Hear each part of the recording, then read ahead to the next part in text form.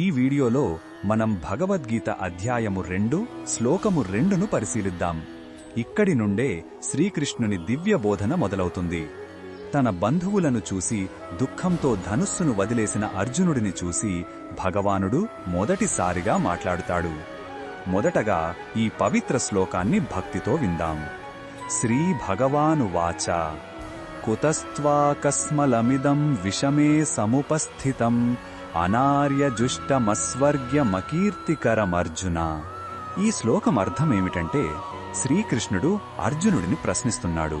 ఓ అర్జున, ఈ క్లిష్ట సమయంలో నీకు ఈ మలినమైన బలహీనత, ఈ పిరికితనం ఎక్కడి నుండి వచ్చింది అని అడుగుతున్నాడు. మన జీవితంలో కూడా కష్టమైన పరిస్థితులు ఎదురైనప్పుడు మన కర్తవ్యం నుండి వెనుదిరగాలనిపిస్తుంది. కృష్ణుడు అలాంటి మానసిక బలహీనతను కస్మలం అంటే మనసుకి పట్టిన మురికి అని వర్ణిస్తున్నాడు.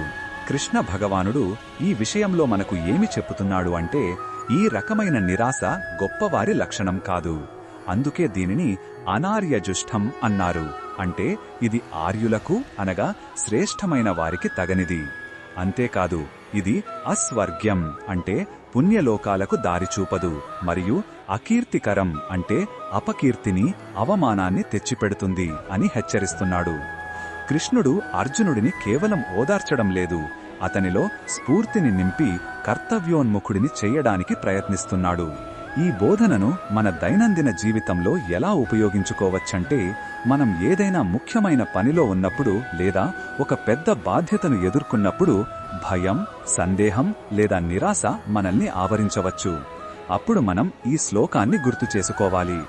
ఈ బలహీనత నాకు తగదు, ఇది నా గౌరవాన్ని తగ్గిస్తుంది, నా లక్ష్యాన్ని దూరం చేస్తుంది అని మనకు మనమే చెప్పుకోవాలి.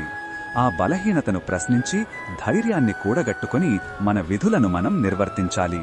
మరిన్ని భగవద్గీత శ్లోకాల అర్థాన్ని తెలుసుకోవాలంటే మా తదుపరి వీడియోలను తప్పకుండా చూడండి.